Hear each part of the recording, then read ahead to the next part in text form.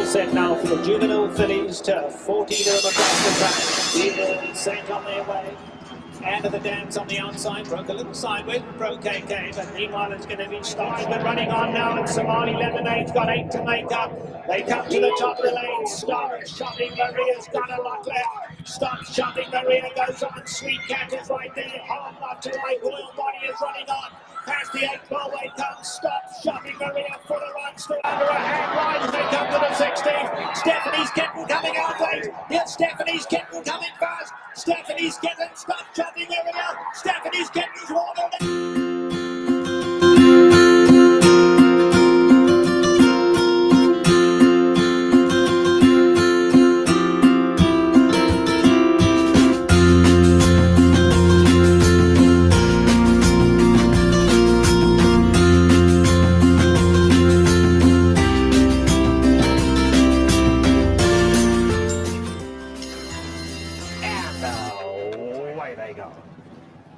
Watched the chances, broke smartly, but so did Terror from the Cape.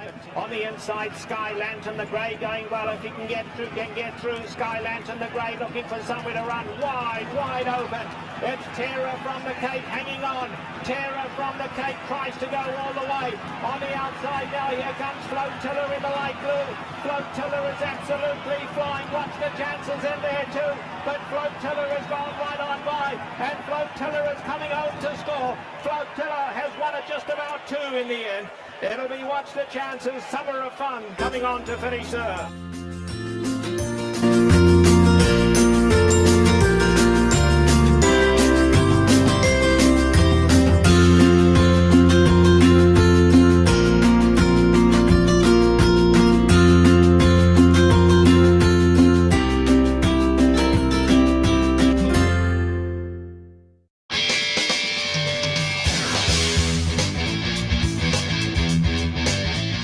Live from the backstretch at Saratoga, this is the Handicappers Report. The Handicappers Report is brought to you by Pinnell's Restaurant, a Saratoga tradition since 1922. 284 Jefferson Street, Saratoga, just minutes from the track. The new Capital OTB wagering platform. Bet any place, anytime with the new Capital OTB wagering platform.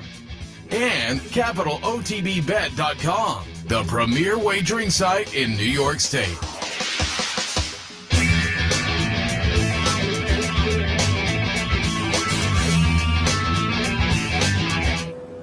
Welcome back, ladies and gentlemen, to the Handicappers Report. I say welcome back. Where'd we go? It's Wednesday.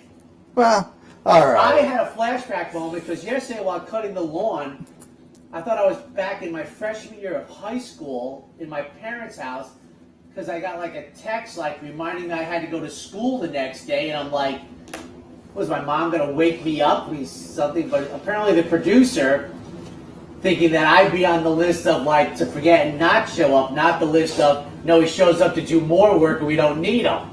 So I'm mowing the lawn and I got music and a thing, and I get text from Brian Nadeau, and I'm like, Did you answer, by the way? no. You didn't. Why would I have to answer? I'm like, but I will. But in his defense, he did. Producer. He did put a fun. Well, you produced me getting here. Wow.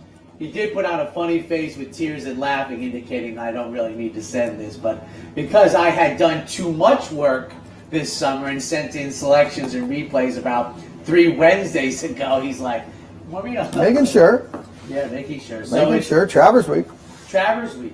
And it's beautiful out this morning, folks. I mean, it's glorious. I'm told it's going to be not glorious in about 6 hours. I guess it's going to be a heat index. No rain, though. What? No rain, though. No rain. We're good with that.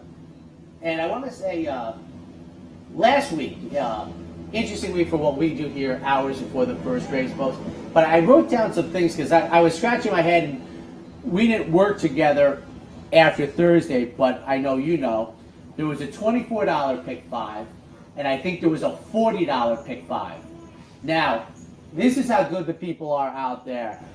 When you're a public handicapper, exactly 4 hours before post time, it's who's going to stay in, and all these things. But boy, when it came down to racing, Brian, we ran 51 races last week. 27 winning favorites. 53%. Big number. So, yes, you get field size shortened up a little bit. but the folks were dialed in, and I think I wrote this down quickly. 51 races, there was only 2 winners north of 6-1. That's amazing. Full court press and Handle the Truth. They were like 16 and 20-1, but they were the only 2 horses out of 51 races north of 6-1. I think if 6-1 shots winning 2 races every card, so that would have been 10. We had 2. That's amazing. I just can't, he teases, but in a complimentary way, the spreadsheets and everything. And I do a lot of things with colors and stuff, and because I react well to that, and I just saw these patterns developing, and I'm like, so then I go back and I check things. Folks, if you're, a summertime fan, weekend warrior, 53% for a week of racing for winning favorites is unimaginable to me. And most of them, Especially up here, were off racetracks. And even the day where we had, I think, 3 different conditions of the dirt course, I think Sunday, right? Started off as fast, good, or maybe that was Alabama Day, good for it. If you saw Malathac come back, she was just dirty from chin to the bottom of her, just covered in kickback and dirt and mud. But I will say, I think the last race was run on the dirt on Alabama Day. The course looked beautiful by then, but I remember her coming back just soaked on her knee. that was the off the turf race that the MTO. It looked won. like in only 40 minutes or whatever. But my point being, I mean, kudos to the people out there, and I imagine that the $24 and the $40 pick 5 is. I hit that pick 5 7 times. Lost a sizable amount. As the volume of the voice comes down, I hit it 7 times, lost a bevy full of money. Goodness. I mean, that's just, I don't keep track of that, but that $24 one, which I think I thought it was 22 actually. it's that We're the ball. stat guys. It had to be one of the 22. lowest ones ever. I mean, how the I hell mean, have that you could seen not be? $18 ones? I don't remember it, but I mean, I'll say 2 things. It probably wasn't the lowest one ever. Yeah, that's a tacky tip. Dang close, Yeah. But yeah. I'll tell you this, and you weren't quite in the game, but I know you'll know the race. When we didn't have the pick 5, pick 4s, didn't even have pick 3. So this was the pick 6 was the big wage. This is 91. I think Coaching Club American Oaks Day, when Light trounced Meadow Star, which by the way, Meadow Star never won a race after the Mother Goose. Light never won a race after the Coaching Club That was American MC Oaks. Hammer, right? Light. Going crazy, making those side bets with Carl Icahn. But they never won, as I just said, the Mother Goose for Meadow Star. And I think the pick 6, $2 wager, might have paid $40. I think there was 5 winning favorites, and Light was either the favorite or the second choice against Meadow Star. And that's about the lowest pick 6 I've ever remembered, but I didn't keep track of that, so don't bet a Pepsi or a beer on that. But if you look up the 91 Coaching Club American Oaks, you go to equibase.com, historical charts, I think you'll see an anemic number for the CCA Oaks Day. Yeah, I mean, good horses won. You have to give it that. Mal thought I said put up or shut up, and she certainly put up. She did. She did. What so number did kudos she to get her. buyer-wise? A 95. Which is who she is. So Yeah, her it's- 97 then in defeat in the CCA Oaks, is that her best number? Not that there's and much they difference said, between 95 and they're 90. going to train up apparently to the distaff. They We mentioned saw this coming years ago. They mentioned the classic afterwards, which is like really. They say 1.5 a month as these horses progress. So, she can get there. She's becoming slow Union right Rags now, but she can with a get better there. resume. I thought technical analysis for Chad was super good. I mean, I thought she was But now here's the awesome. funny thing. Loved her in the Lake George, almost 8-1, which is fine. For a brief moment, blows the turn, and then just blows away. You saw the turn, right? Yeah, I don't know if what she happened? blew the Or turn or she she was just moving so quick, and then because she leveled off in mid-stretch. I tell you what, I call that, if you remember, She Big was Brown with Jeremy super Rose good. was coming around the turn so fast. You're like, is Jeremy going to hold on? Right. I didn't think of Just that angle run through the turn. with her. She ran through the turn, maybe, because you're right. She straightened out in a millisecond, leveled off, and just blitzed them. So maybe you're right. Maybe And she that did horse blow the was turn. an absolute bog, that course.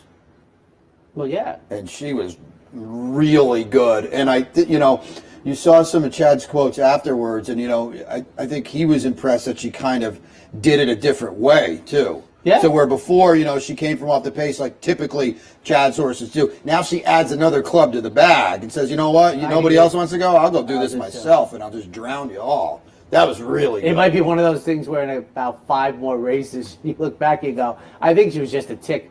8-1. Yeah. If you got 8-1 one day in your life, yes, I did. Yeah, and he brought up that's it. a comparison today at the Spa, who was Boy. New York bred awesome gal who won the Breeders' Cup Filly Mare Turf. And she's really the one that, You to know? me, and I was probably late on this, really, and still to this day, how good a stallion, terrific stallion City Zip is. He has been, I don't know what he stands for, but I know for the first 10 nothing years anymore. of his stallion career, he was unbelievable. Half brother to Ghost Zapper, right? Yeah, yep, He pretty was good good. line. Turned out to be a better stallion than Ghost Zapper. Yeah, he did. Yeah, I mean, yeah. Ghost Zapper has not been, because you have to understand something. There's 2 horses we completely agree on, one for each sex, is Ghost Zapper and Serena Song. I mean, I love when I hear people talk about. But I feel like he Best was horse. the greatest horse I've ever seen, period. That took 2 seconds to answer. Best since the bid. But For so me. what's the bar is so high? I mean, I think he stands for 85,000. Yeah, He's done no, pretty he has good. been. He was never, it's like Secretariat. You're Yeah, not he's just going got seismic. to reproduce yourself. Not But going he's to. been. He wasn't a bomb but he's been a solid. But City Zip, through turf, through Oh, for dirt, it was sure. like this. Because you're thinking poo-pooing. A sprinter. He won the 2-year-old series here. Came back. I think he won the Amsterdam, right? I mean, he has a very. Yeah, but then didn't he win like the Kelso when it was still on turf? Because he ran in the Breeders' Cup Mile, I believe. Yeah, because I'll have to look that up if you want Yeah, to Kelso. I'm pretty sure. Well, it used to be a mile around Columbus Day weekend to prep. Yeah. But you made a good point, something we talked about with Mal, that this meet, and it's really arrived, that this is going to be the jumping off spot for the Breeders' Cup. I mean, you could see this coming. I mentioned it to you a couple of years ago, and we seem to have arrived at that point where the game is played in such a nature that Saratoga is going to be the prep race for the Breeders' Cup, probably not the juveniles. I mean, there'll be a couple, obviously. No, boys because that you got the 2-turn races at Keeneland in California. Run, you got to Yes. run back. But, well, I mean, case in point, we're running the Gold Cup and the Flower Bowl here on closing weekend. Yep. And I think that's Crazy. what's funny is that the Flower Bowl is 1.25 miles for fillies and mares, which under normal circumstances is supposed to be the same, etc. We can't run 1.25 miles up here. We could perfectly run 1.25 miles at Belmont Park. So I didn't look it up, but my guess is they're going to run at 1 mile and 3/16 then at the top of the stretch over the Mellon Turf Course.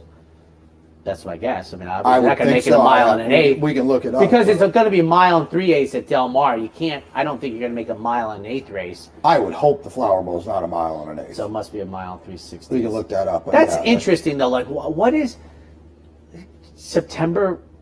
The first Saturday in September. Why is that? Now they're still such a obviously big going to run. difference? They're going to run the Woodward now back at Belmont Park. So the option is still there. But Brad Cox is going to join me tomorrow on Racing Across America. Good And catch. I don't see Essential Quality running again. I mean, unless he You just wouldn't think so. picks off the Lucas Classic at 1-5 in his Because backyard. in this but day and age, he's had a rather thorough he really has 3-year-old campaign to get a good point. here. In this day and age, that's a full campaign. It would make perfect thought. I'm not going to say sense because I don't train the horse. Maybe the horse needs to work, needs to run. But in this day and age, this would be the breather. It's a good point. So Yeah.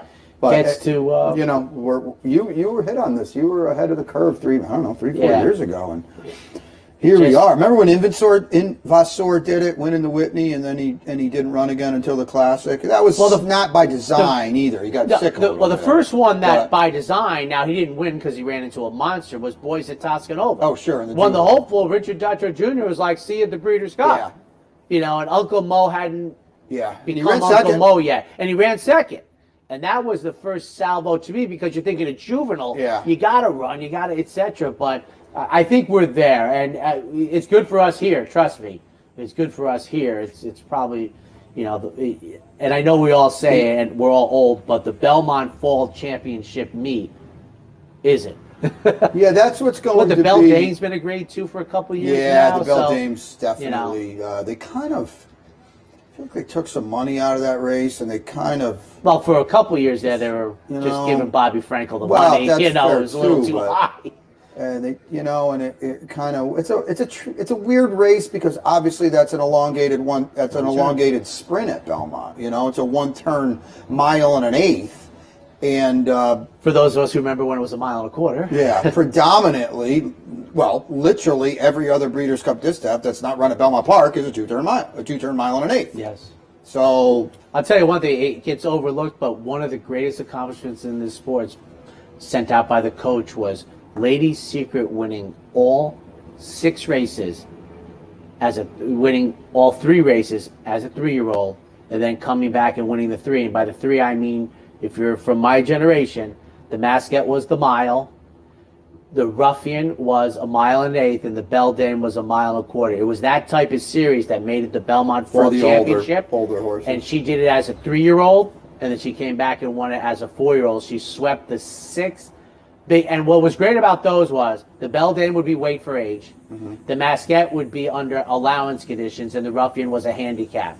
So she was those 6 races she put together is really, I think, one of the great accomplishments in the history of NYRA racing. That she was just great. I mean, she had won like 10, 11 in a row going into the Breeders' Cup at Aqueduct, and she lost to her stablemate and lost the 3-year-old championship to Mom's Command, who retired after the Alabama. So that's before your time. So how's everything going? Quite before my time. It's Travers Week. I mean, come on. We've got a great.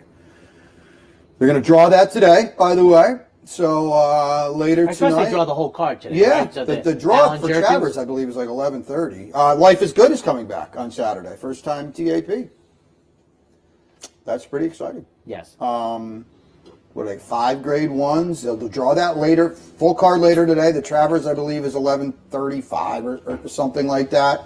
So those PPs will be out tonight. You can get doping those out and get working on that. Yeah, that's exciting. I mean, it's here. It's crazy. But that's just, that is on the short list of the best non-Breeders' Cup cards, of the year. Yeah. I have to Plain and say that simple. NYRA, Period.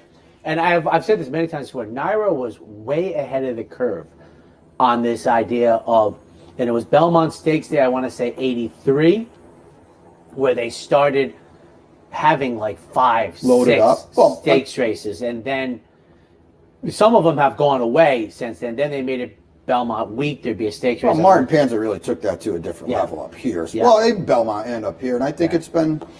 Well, I think it's been what well the sport has received. evolved into. Yeah. I mean, these big days, bundle them together. I think Andy Shirley was pointing out that there was like 2 grade 1s at Belmont Park other than Belmont Stakes Day. I think he was saying the Man of War and I forget the other Well, one. the Derby, right?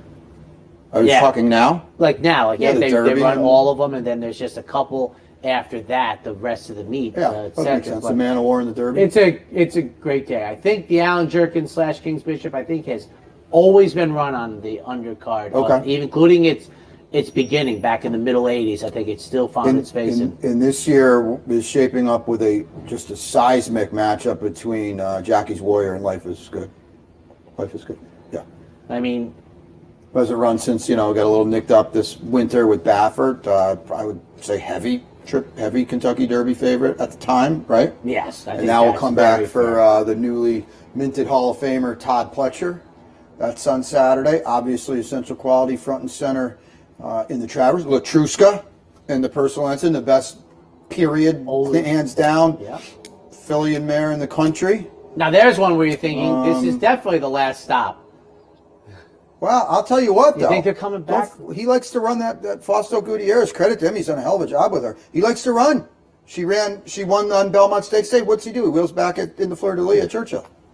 She's got to run apparently. So She might be who one of knows? But it's cool to see her. If you haven't seen Latruska, my goodness, you've been missing out. She's awesome. She certainly is this year. Got the sword dancer for Big Pot. Chad's going to run to Buven, who's really good, winning the United Nations. Now there's an example. The sword dancer used to be a Saturday staple, middle of the meet. I think they've done a great job with the sword dancer. Now they slid it into the Travers. Well, it used to be on Arlington Million Day. Yep. I think they've done a great job with that. I think it was a very, very sharp idea to bump it up, move it out, anchor Travers Day. We've got Gamine is here for the ballerina. It's a great thing. I saw Dave. I think it was Dave Grenning. 4 Eclipse Award winners. Whitmore is back in the 4-go. 4 on the card. It's hard to imagine getting pretty better good. than that. You ready? Good. Let's do it. See if favorites can win at less than 53% this week. Of course, there will, On the turf today. there will be more than 51 races this week. There might Yes. be 51 on Saturday. That's a Texas size yes. 3-year-olds and up maiden claimers in for 20. What do we have? 11 days of racing left. 11 right? days of 5 racing and then left. 6. Remember, 29 and 11. 5 and obviously 6. We I thought run of it on last night. Labor Day. 6 furlongs in the opener. Saw my buddy Lee Einseidler the other night. So it was good to catch up with him, and he's got that super duper 2-year-old Giant Oak and Casa Creed as well, and No Burn not quite into that category, but I know with Mike Francesa. yeah, also Mike Francesa. Yeah, so 5-3-1 for me. Hasn't run on dirt before and is going to sprint now too. 1 turn, plenty of speed on the turf. A good attack post here, and where are you going? The 2? Oh yeah, you have a trip. Okay, I want a fresh new face in this race because I just don't trust Rudy Rod. Okay. And Well, is he going to run? Oh, you don't have it in it. You downloaded it. No, I do. He ran on the 22nd. Yeah, he You ran think on the he's coming 22nd. back? Yeah, I don't know. He's done this 13 times. He's legitimately here's the thing about 7 to 5. But here's the thing about the 1 to 7, and a former colleague of ours years ago pointed this out when Richard Dutrow Jr. was going. They lump them at 1 to 7 days. Mm-hmm.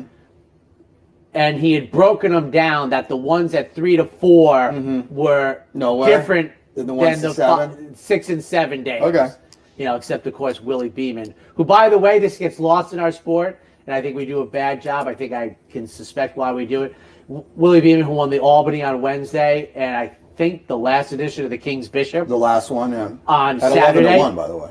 Never won again. No. I know it surprises Well, everybody. they took him out there. To the Remington Park Derby at 2 turns. Over. Fair. After that great 96 hours. Well, so I don't. you give me my grade 1. I'll go over for the rest of signature 3-year-old sprint grade 1. If he wasn't a galleon, has he turned out to be a good stallion? I don't think so, but I'd still make that bet. That trade. I looked at this as if Rudy Rod wasn't running. Okay.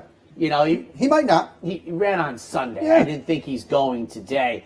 And Uncle Skeets, by the way, was he was an MSW at Monmouth earlier in the meet. Didn't run, obviously. So you tread very lightly. He's off with him, 19 folks. months. First time Kelly Green does a great job, but tread very lightly. That was my opinion. And I like point of humor in here. And I've talked about before, as I've watched these types of shows and been a participant now for more than 20 years, 25 years coming up, the veteran in the group of the maiden claimer races where a lot of people want the fresh faces, you chart it and watch what they pay, and they're an attraction. One thing I will say about No Burn, who's not on my list, I know this is maiden claimers 20, so it doesn't matter, but when you pay less for the stallion, for the horse you bought, I always make a note of that. Stallion fee, that's not good. Now, a couple things. Declaration of War is $22,000 now. But you always bring this up, and it's a good point. What was he then? And I'm trying to think of the horse. You know who was the horse that really brought this to light? And I should try and chart this for you. Warfront. Yeah. Warfront went like, he was like an auctioneer. 15,000, 17,000, 22,000, 40,000, 60,000, 80,000. So my guess was Declaration of War was probably 10,000 his first year at stud.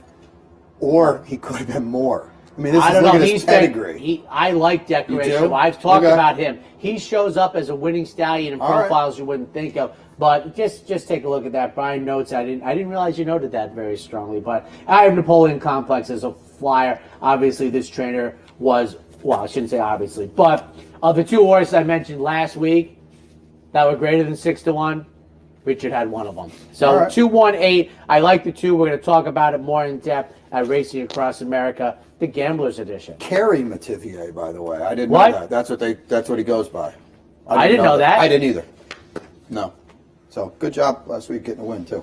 The second early pick 4 time in this 2L 25 claimer, 3 and up. We go 6 on the main. And one thing that putting together the trifectas for the shows and stuff, and obviously last Thursday we had a horrible By the weather way, day. I don't want to interrupt, but No. we're going to have a great time on Racing Across America today because I think, to hit on your point, this is like the first Thursday in maybe 3 where not Wednesday, all systems Yeah, go my with show our, on Thursday, with our so show. like, what'd you do? Yeah, all systems go today. So.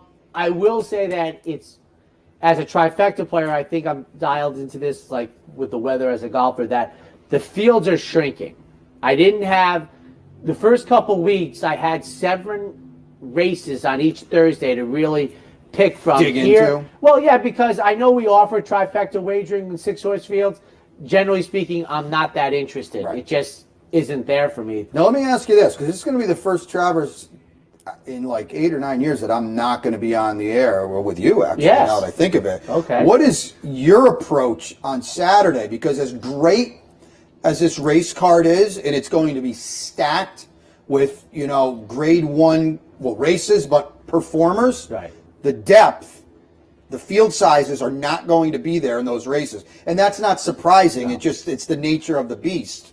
Well, the two things that is the problem is that in a couple races, the two worst things for me is a short field under any circumstances almost, and the Mount Everest. Mm-hmm. That's a problem for me. Like, I can already see a couple races will not be bettable on your menu. Right. And they'll be, honestly, as I'm projecting out, they'll probably be the 3 most popular races. I will have to be looking elsewhere on the card. I can, kind of project out the Personal Ensign might be a tough way to go. The Alan Jerkins might be, and the Travers might be just a really difficult mountain to climb.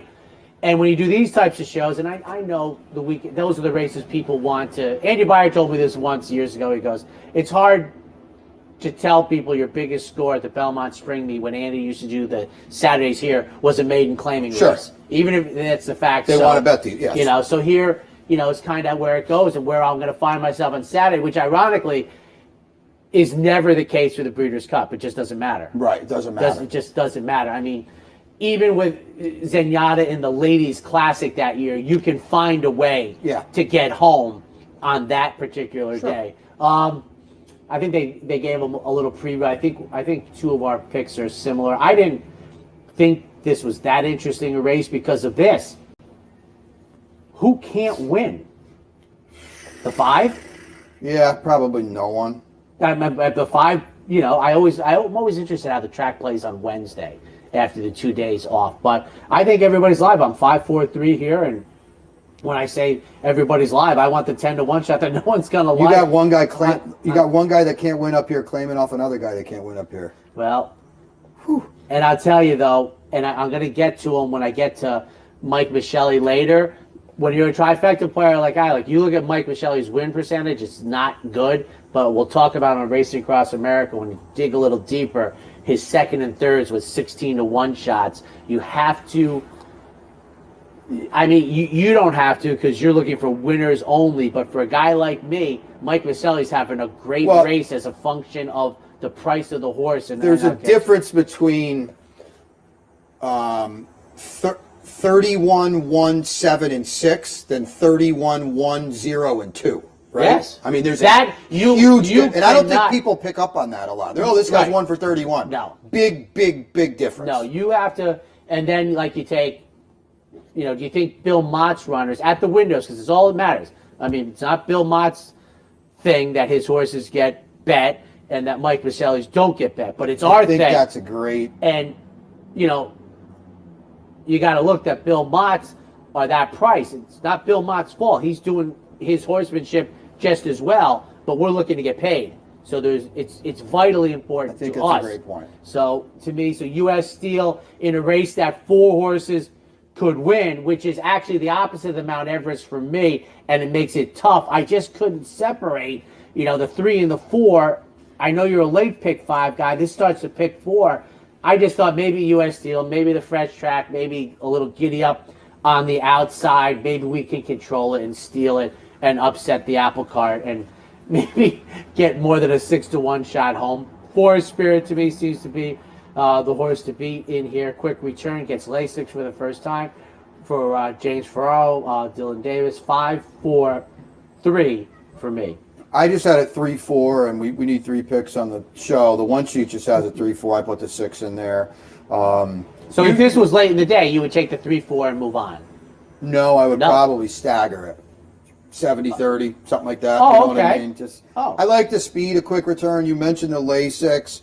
Now, not that Forest Spirit's going to drop out, but he doesn't have the speed. You cannot. You know this. Everybody watching knows this. You better be close.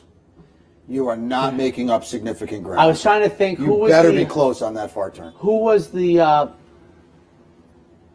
filly in the honorable miss? Oh, that was Neil Pesson's horse. Yeah. Man, she was like, that thing is sticking out more and more like, great call. Who does this? Who does this here, right? So just, straight the old 3-4 to the hoop for me. All right, very good. Yeah, I mean, third race on the card. And through the years, you can now start to see how this plays out. Sometimes I think it's actually on Friday, but I think they're dropping the rails on the Mellon Turf Course today. Okay. I think there's been occasions when they've waited to Friday before the Travers to drop them, but I am anticipating, and not that the form that back up on the inner, they're saying at 9 feet. That's what I kind of expected, and I expect there was no denotation on the Mellon one. I'm looking at that now. And I feel confident that, you've seen this pattern in New York. And I will say this, my only thing about all of that is this. I think there should be no rails for stakes race. I think timing is important. I think there should be more races run with the rails down because I have more trust in the teletimer when the rails are down. And that's it. I know there's an agenda for other stuff, and that's fine. But for the bettors, timing is one of the most important things to me. And I trust the timing more when the rails are down. I'd like a higher percentage of races run with the rails down. I mean, I don't think there's really an argument on the other side, but I know there's a small one about what they want to get accomplished running the 4-star Dave on fresh side, etc. But how often do you see this? The main the main body favorite is 2-5, and the MTO is 2-5. 2-5, that's a good one. I don't know how often I've ever seen that. First off, we talked about it. How often you see the 2-5 morning line shot? So here we are. 1-9. Yeah. Well, both of them would be. Yeah. Pocket Square's going to win. She's just way better than these. I mean, she's close to Althequa, and who's in the conversation for best female grass runner we have. And I'll tell you what, Summer Romance is not that far behind either. Right. Chad's got 6 stakes wins on the meet. This one will drop and get some confidence. I would think we'll see her right back in a big spot next time. She's pretty good. Yeah, I mean, you can see she comes to America, wins the 2X, then does the reasonable thing, the 2 grade 1s, and you would think at this time she's just below them, and she's going to be 1-5 or less. And, I mean, see you back to battle in the stakes race next time. No doubt about it. She's too good for these. The interesting thing is, and you and I hadn't done a lot of TV before this meet, obviously. I don't know why, or maybe it was with the passing of Prince Khalid. Just Juddmonte now. Notice that? Just Juddmonte. You think there's a chance I didn't notice that? Oh, no, I know you did. I'm just saying, we got nothing else to talk about here. Hungry Kitten, get her next time maybe, going longer, when she gets second off the layup, but just Juddmonte. Yep, she dropped it. And I think when you look at the breeding, though, it says Juddmonte Farms. It says that's the weird thing. And the other thing, you know who else changed it up, right? And I understand theirs was a little different, right? It became the Phipps stable. Okay, that I didn't pick up on. Now, I believe it was last Sunday at Mohammed. I had never seen this before. Someone mentioned, they said, I thought I had seen that. Chad Brown training for Seth A. Klarman. Not Klarvich Stable. I know that I've never seen it. Yeah, and it was different color silks, too. Not even red and white? No, I think it was like black or something like that. I just never saw that. That's interesting. This, 1-4-5. I mean, good luck to the people in the early pick 4, the early pick 3, and this is one of those things that we talked about it one day. The Midway Row, Friendly Island, and Fleet Alex Society Selection. What the price was on a shadow that day. Sometimes I root for the favorite. I think it was like $14. Yeah, I think you're right. I root sometimes for the favorites to get through just to see the anemic payouts and how rough it can be. But now this opens a sequence up here. I don't think we've had a 1-9 shot on the board yet, have we? Good question. I know we had a 1-9 shot during the wagering. Right. I think the horse ended up going off at 1-5 within the last 10 days. Okay. The fourth race. Yeah. This opens it up. Yeah. This. Good luck here. Now for a horizontals, can you afford to spread based on what you think are going to be the early returns? Okay. Here's the problem, because this is what happened on Saturday. Yeah. Of course you can afford to spread because you're going nowhere expansive early. You're spinning your wheels. But when you spread, it costs more money. And you run the risk of, you get the favorite. Now, listen, we've got them jumbled up a little bit here, but we've got the 3 horses. 4-3-8 for me, 25 claimers, fillies and mares, 6.5. Luann comes in off a win at Monmouth. Kelly Breen, I do the work at Monmouth. Kelly Breen runs a lot of horses at Monmouth. He's stabled there. I think it's significant that he brings this gal up to Saratoga for a big purse off a rising class. She's 3 for 4. She likes winning races. You would think she's going to be a square price. She's tactical. I highly doubt she'll be in front, and that's not a bad thing because she'll be just off whoever is in front, and she's a good number. So I'll take her. I mean, what are you getting from Invaluable? If you're getting the best she's got, she's going to win. I don't know, and I don't want a short number on her either, and you're going to take that too. And you talk about the 8, Awesome Injure. I've got her in 3rd, an absolute must-use A. I love the fact that Eddie Barker off the claim says, I'll try a 1X for $100,000. She ran a good got a piece. And I think we're going to be running almost shoulder to shoulder with each other, and I'm going to be on the outside of you, almost being able to dictate with Luis Saez, who, by the way, has just had awesome. I know I made a list, naturally, the list.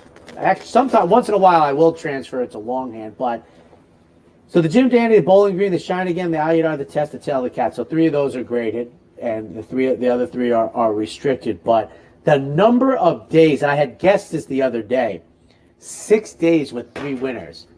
That's the most he's had. He hasn't had a 4-win day. This guy is grinding it out every day and having one of the best meets because he's not sitting on 6-5. But you notice he did start sitting on some firsters and scoring with them from barns that I don't know how often. T-A-P. You can't give away everything, so people got to do some work. Yes, Todd Fletcher is the correct answer to that question. And by the way, he rides for Chad Brown tomorrow, which I think I've said right underneath your right foot. Thank you. I was like, I don't ever remember seeing that. And it's something like 1 for 7. And he rode this horse last year. She's coming in off a layoff. I like her tomorrow, but I was like, okay. If he gets in that barn. Yeah. Kieran's done a great job. And I just thought Awesome Indra is going to get a slightly better trip on the outside. And as Brian pointed out, boy, the jump up to 1X at Saratoga. And this is where I think it does help where they put the purse in. In the old days, they just put 1X. Even if you had no idea what Saratoga is, you came up here and he ran through, he got a piece, and now gets the outside draw with Luis Saez again. I like the 8 here. I would, 8-3-4 for me in the 4th. Break? We better come back middle of the card here on a beautiful Wednesday at Saratoga. Stay tuned. A day at the track isn't complete without a night at the Horseshoe. Great food, hot music, and cold drinks. So why go downtown when all the action's just across from the track? The Horseshoe Inn at the corner of Nelson and Gridley. Capital OTB is now streaming live on Roku. The RTN Racing channel on Roku lets you watch OTB TV live through your Roku device or your Amazon Fire Stick, rather than being limited to computers and mobile devices, which means you can now watch OTB live wherever you are. Simply open Roku, scroll to find the RTN channel, then click on OTB TV. OTB TV on Roku. Try it now. Where's the best place to find your favorite teams, your favorite food, daily drink specials, and wagering on live horse racing? Legends Field Sports Bar, 711 Central Avenue, Albany. Get your game on day or night with 75 flat-screen TVs, tournament-style pool tables, a private banquet room, and live horse racing. So if someone asks you, where's the best sports bar in the capital region? Tell them Legends Field Sports Bar, inside the Clubhouse Racebook, 711 Central Avenue, Albany.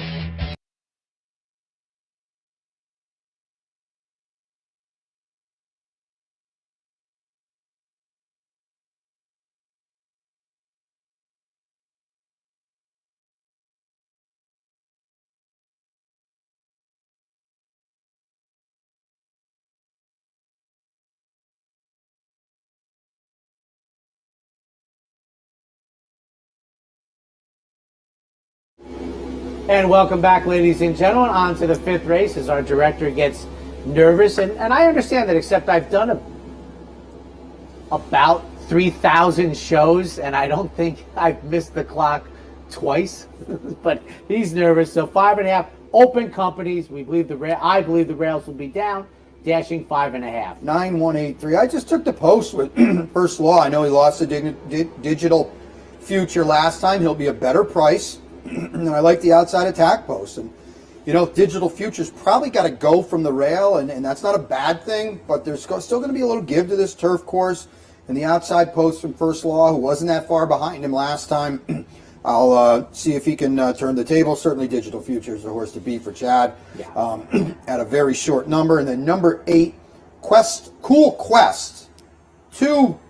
I mean, he did run poorly in those dirt starts because he faced good fields. Now third start, blinkers on, turf for Brian Lynch. John Velasco is an aggressive gate rider. He'll be involved throughout too. 918 for me. 7's MTL. Crimea River. Only because of the column I've been on Cantheros really since the start. Makes the second of his stallion career. This runner makes a second start off of a January debut. Showed giddy up then. He's got to get lost in the wagering between the 1, 8, 9. So 5, 9. 1. Now, we hinted that the early pick 5 is not going to be that lucrative. Conversely, the late one looks juicy and tough. And once again, getting back to the bettors, we talked about the Hall of Fame race in the finale the other day. They got the winner right without even batting an eye. They just did so great this week. And I feel this way about this. The 11, 12, 13 are also eligibles. The juvenile, the state breds, this is a 10-horse maximum field.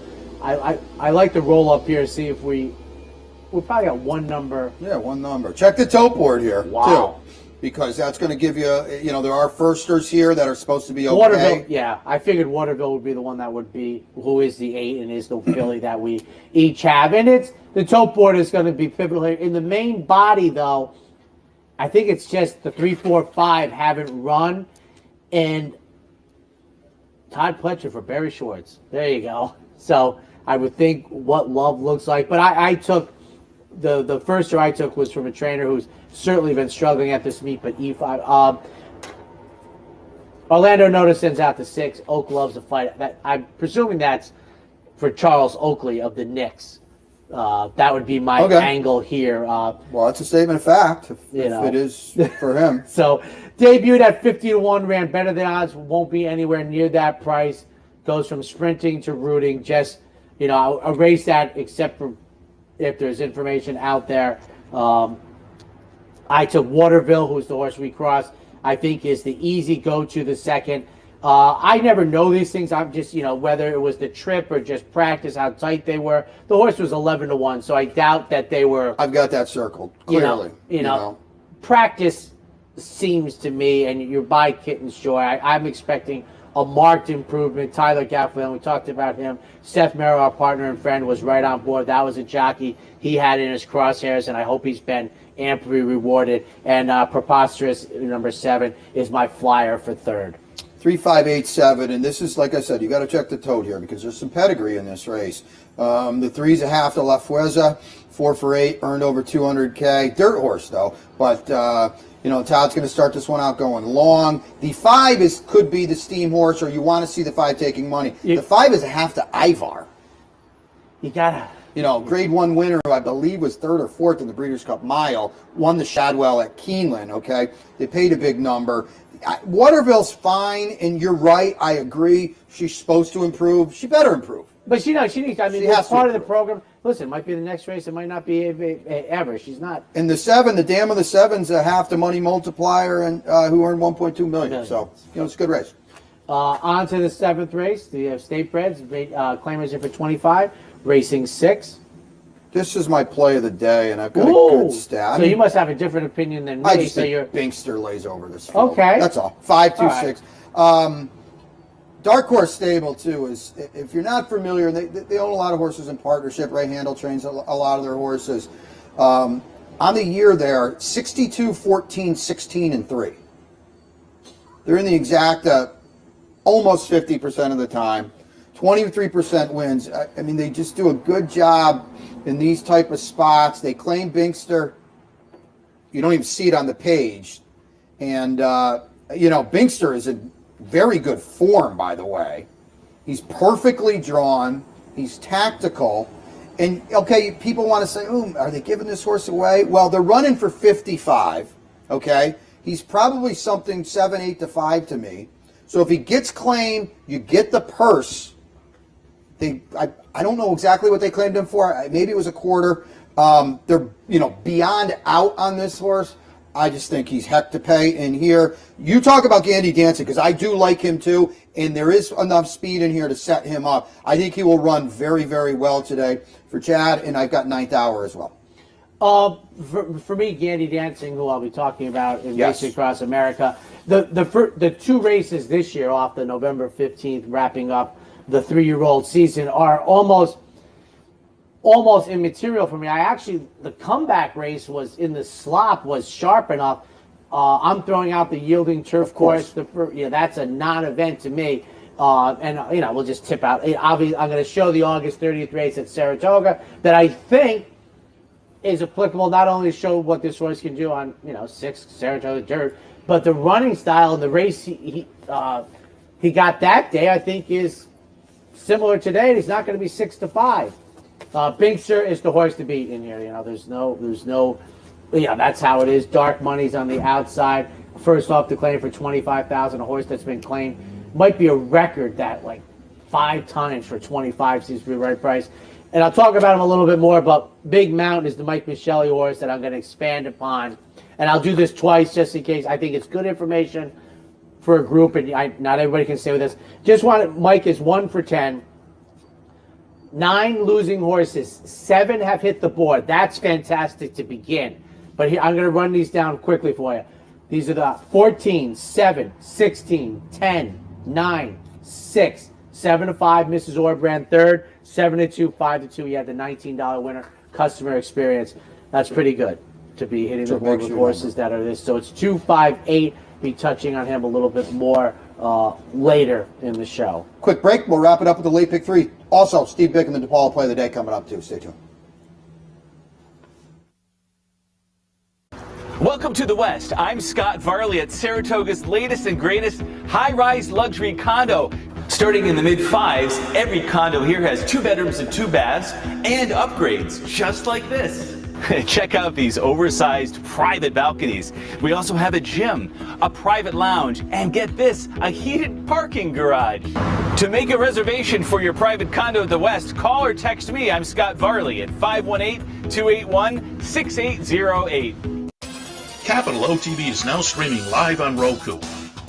The RTN Racing channel on Roku lets you watch OTB TV live through your Roku device or your Amazon Fire Stick, rather than being limited to computers and mobile devices, which means you can now watch OTB live wherever you are. Simply open Roku, scroll to find the RTN channel, then click on OTB TV. OTB TV on Roku. Try it now.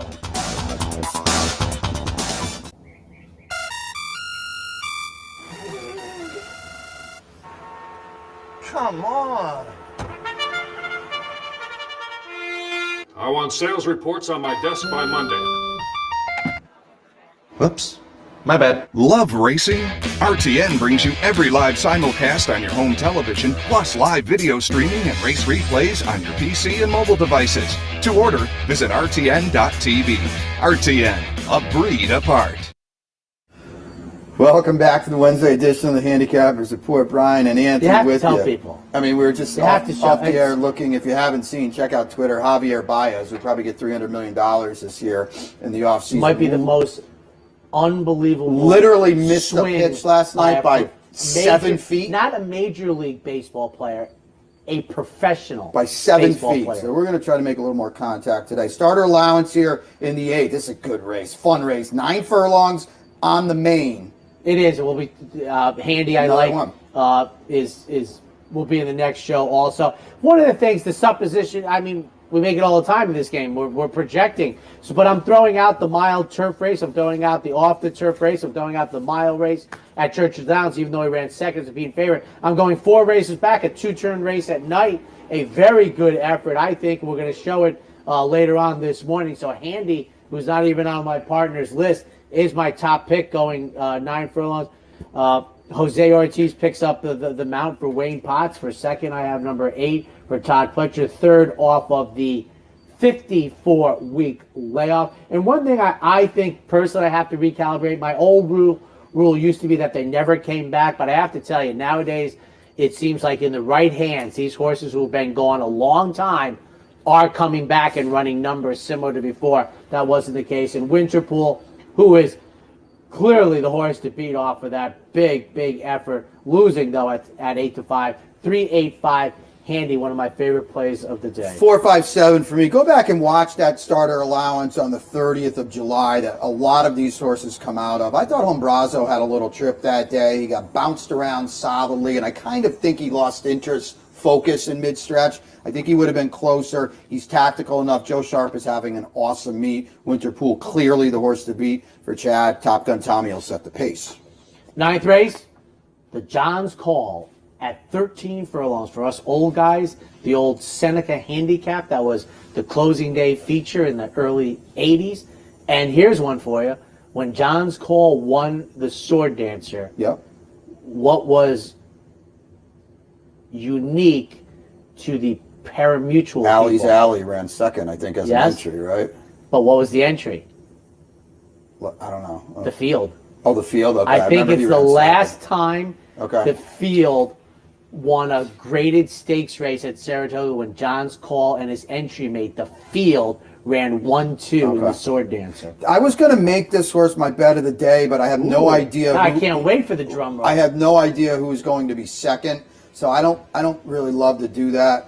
7-3-8-1-4. Wow. This horse is loose. I didn't have any feel for Rise the Guy is the controlling, loose, and lonely speed. Yes, he hasn't run lately on dirt, but Lone Rock is an absolute freak right now for Diodoro in these long-distance races. Go back and check out this horse's turf races. He's running 4s on the sheets, very competitive. Luis Saez will put him on the lead, and he might lull them all to You don't even sleep. have my guy in your mix. Shamrocket for second. He's obviously got class and talent for Todd. Number 8, Serve the King, is right there for Chad. I don't really like to be outside potentially on every turn. That worries me. Red Knight, blinkers off after a little bit of a dud last time, proven back class and a journey of... The 4 is the one I want to fade, a journey to freedom. Is that your pick? No. Okay. Who's your pick? Oh, the 6? Okay. Tessio? Yeah, no problem. I mean, I didn't have much feel for the race, and not that that's something you should intellectually cling to, but I couldn't separate a couple horses in here. The 2 is an MTO, and I want a little bit of a price, and the buyer speed figures on turf at a rooted ground. I think I'm there. Javier Castellano, I suspect, knows that on a 3-turn race, you have to save ground probably on 2 of them. 6-1-3 in this year's John's Call. The numbers only edition of the 10th. It's on the inner. It is a tough one. 35 3Ls, a mile and a 16th. I know you like this race. 2-5-7. Yeah, I'm with you. 2. 211, 4, 5, 10 on the one sheet. Kitten's Romance, our buddy Mark Hennig's having a good meet, by the way. Yes, he is. Quietly. And I think quietly because I think the first half was quiet. I think he's had a very sharp 10, 11 days. 3 for 20, I would agree with you, might be actually like 3 for 9 in the last, 3 weeks. Good job for Mark. Quick break, when we come back. We love. Live, Steve DePaula. Steve Mick, the DePaula play of the day. It's Wednesday at Travers Week. It's already gone to heck. Stay tuned.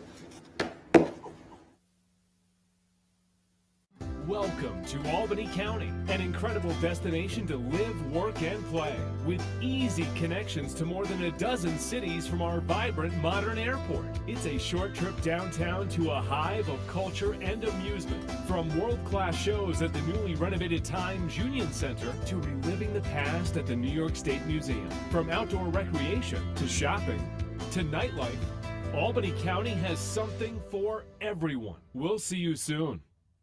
Birdstone is an outside front. They're coming down to the finish. Can Smarty Jones hold on? Here comes Birdstone. Birdstone surges past. Birdstone wins the Belmont Stakes. But here comes High Chaparral. High Chaparral, the defending champ, to take it to Bob. These two arch rivals hang ahead with Joe Hart very dominant. It's going to be a 3-horse photo finish to the top. Here's the wire. Final finish. The Capital Region has some of the most sophisticated horse racing fans in the country. That's why Capital OTB built the Clubhouse Racebook. Here you can wager year-round on the best horse racing from around the world. The Clubhouse also has monthly promotions including live bankrolls, handicapping contests, and so much more. Like sports? Watch your favorite teams on more than 30 screens in Legends Field Sports Grill. Food, sports, and the excitement of championship horse racing only at the Clubhouse Racebook, 711 Central Avenue, Albany. At DePaula, we think of our customers as family, so we want your experience to be fair and easy. Family owned since 1980, DePaula means quality and convenience, along with concerned and certified technicians. So come join the family and thank DePaula for all your automotive needs. At DePaula, we think of our customers as family, so we want your experience to be fair and easy. Over $2 million in original factory parts means you receive the very best for any make or model. So come join the family and thank DePaula for all your automotive needs. It's post time for today's DePaula Play of the Day.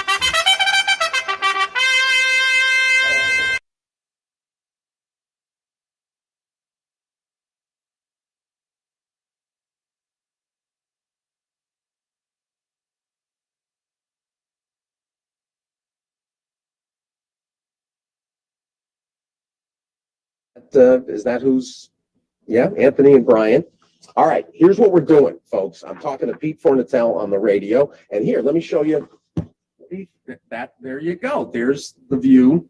This is the ballroom at Bally's. This is the event center at Bally's, and they're about 2/3 of the way through setting the room up. And normally Brian and Seth would be here, but instead they're tethered to the spot.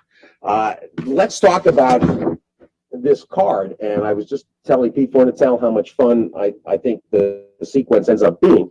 And when you get to the late double today, that's where I kind of was boiling down for the play of the day. There's actually a horse that I'm just going to mention that I think is worth playing in a very tough edition of the John's Call. This is a really well-matched field.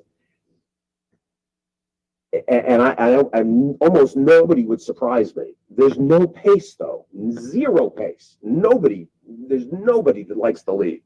However, Luis Saez gets on Rise the Guy, 6-1 for Ian Wilkes. That's the horse that is a catalyst in here. And the thought would be that Luis Saez gets aggressive. So if you're looking for something to latch onto, because, between Red Knight and Shamrocket and Journey to Freedom, Fantasioso, this is a really well-matched field. So if you're looking for a price, I thought Rise the Guy is the guy. However, the play of the day is going to come in the 10th. This is a non-winners of 3 lifetime. So in a lot of cases, this is horses of, 2 for 30 and 2 for 15, 2 for 17, 2 for 21. These these aren't horses that are accustomed to winning. The horse to beat is my Candy Girl. She's 2 for 12 and moves to Mike Maker, Brad Cox, 7-2 favorite, the horse to beat. The interesting horse off of a bad trip and returning to the price of the claim is the 10 Come Storming, 6-1. I think she'll come down from 6-1 with Rosario. However, there's a 20-1 shot in here, and she's competitive. John Stevens, who owns the 4, Seeking Revenge, he comes up from Monmouth, and he runs horses in New York, and he can win in New York.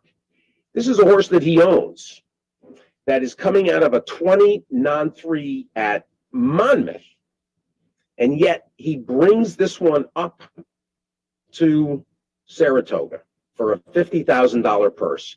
And he did this last year. He brought Seeking Revenge here for a very similar kind of a spot and was third, was kind of an even third with Manny Franco. Here he brings Torres, who has ridden Seeking Revenge regularly.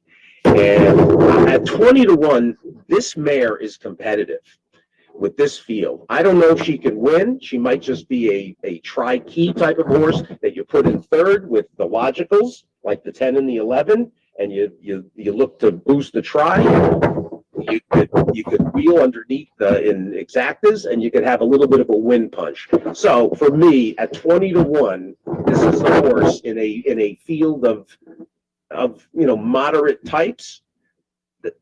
This has got me written all over it. So Revenge, the Paula play of the day, and I'll be back tomorrow for more of this frivolity, and you'll be able to see the whole ballroom will be all fixed up. You can see Vince the stevedore, who just was at Saratoga.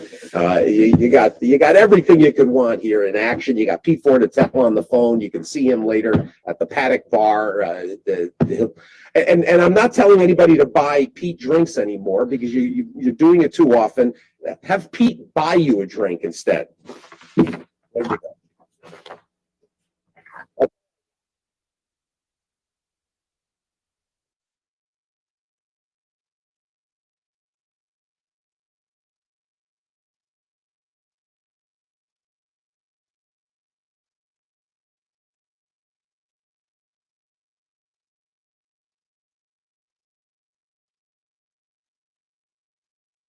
Play of the day, Steve picked from the Pacific Classic to what is it called? Las Vegas Boulevard, the strip in Vegas. I don't know where they are. Yeah, I don't know where exactly they are, but it's. And remember, that's the one you qualify for. Likely, it's big to do. It's not usually this time of year, right? I don't ever remember it being. No, it's usually in like January or February. Right.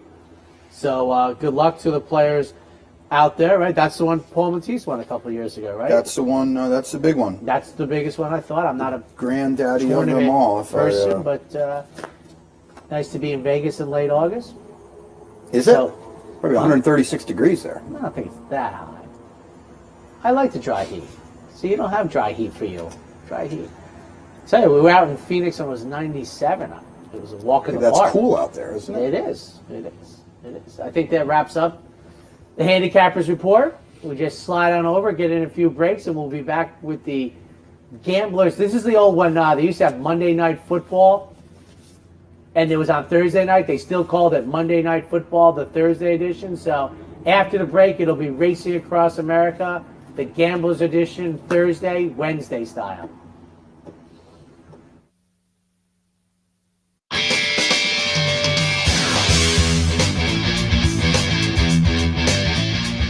You've been watching the Handicappers Report. The Handicappers Report has been brought to you by Pinnell's Restaurant, a Saratoga tradition since 1922. 284 Jefferson Street, Saratoga, just minutes from the track. The new Capital OTB wagering platform. Bet any place, anytime with the new Capital OTB wagering platform. And CapitalOTBBet.com, the premier wagering site in New York State.